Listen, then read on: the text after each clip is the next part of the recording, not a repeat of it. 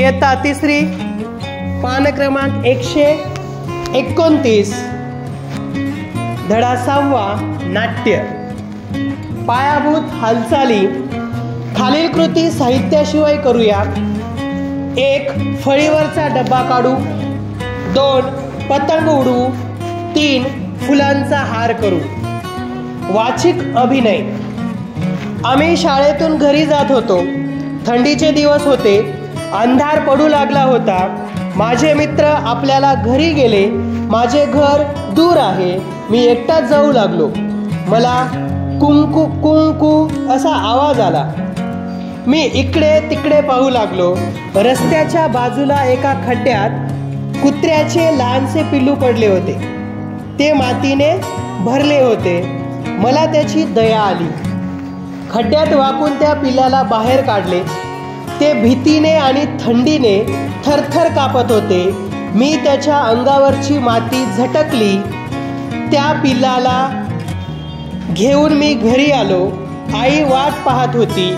मला वाटले की ती आता रागावेल, पण ती म्हणाली, अरे किती लहान आहे हे पिल्लू, चल आपण त्याला दूध देऊया. मी पिल्लाला बशीत दूध दिले. भराभर पिऊन ते शेपटी हलवू लागले.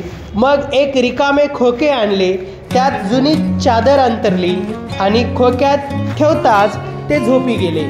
मला खेळायला एक छान मित्र मिळाला. उपलब्ध साहित्याचा वापर. आपल्या परिसरातून, घरातून तसेच मित्रमैत्रिणी यांच्याकडून बऱ्याच वस्तू मिळवून आपल्याला त्या नाटक, नृत्य, गाणे यासाठी वापरता येतील. झाडांच्या फांद्या, पाने, फुले, वर्तमानपत्रे, पुठ्ठे, काठ्या इत्यादी. प्रसंग आणि आशय यांच्यानुसार घरातील मोठी माणसे, आजी, ताई, दादा वगैरे आपल्याला वेशभूषेसाठी मदत करतील. वर्तमानपत्रांच्या टोप्या, पुठ्ठ्याचे मुकुट, तलवार, काठीचा भाला अशा कितीतरी वस्तू आपण तयार करू शकतो. यालाच नेपथ्य असे म्हणतात. चला नाटक करूया. प्लास्टिक हटवू, पर्यावरण वाचवू. वसंत, राघव आणि सुमन शाळेच्या मैदानावर गप्पा मारत बसले आहेत. राघव, कसला विचार करतोय वसंत? वसंत, अरे स्वच्छ पर्यावरणाशिवाय आपण जास्त काळ जगूच शकत नाही. राघव, खरंच तुझं. आपल्या आजूबाजूला पाहिले तर काय दिसतं? सुमन, प्लॅस्टिकच्या बाटल्या, पिशव्या, कागद, त्यामध्ये सर्वात जास्त प्रमाण चॉकलेट्स आणि इतर खाद्यपदार्थांच्या कागदाचेच दिसतात. सुमन, हो ना, रस्त्याच्या दोन्ही बाजूला, मैदानाच्या कडेला, बागेमध्ये सगळीकडेच हा प्लॅस्टिकचा कचरा दिसतो. वसंत, यावर काहीतरी उपाय केला पाहिजे. सुमन, काय करूया बरं? राघव, या पर्यावरणाचे सगळ्यात जास्त प्रदूषण प्लॅस्टिकच्या कचऱ्यामुळेच होतंय असं मला तरी वाटतंय. सुमन, याचा पुनर्वापर केला तर त्यापासून अनेक वस्तू तयार करता येतील. वसंत, त्या प्लॅस्टिकच्याच वस्तू तयार होणार ना? सुमन, मी तर म्हणते या प्लॅस्टिकच्या भस्मासुराला पळवूनच लावलं पाहिजे. राघव, त्यासाठी आपण आपल्यापासूनच सुरुवात करूया.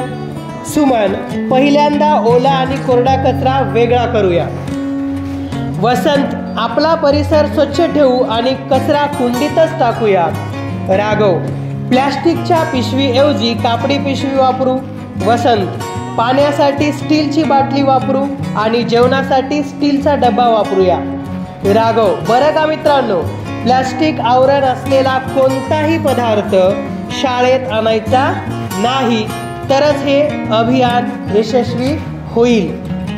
सुमन, हे अभियान यशस्वी करण्यासाठी आपले आई वडील, शिक्षक व सर्व मित्रमैत्रिणींनाही आपल्याबरोबर घेतलं पाहिजे. सर्वजण चला तर मग शाळा व घर प्लॅस्टिक मुक्त करूया. प्लॅस्टिक हटवू, पर्यावरण वाचवू.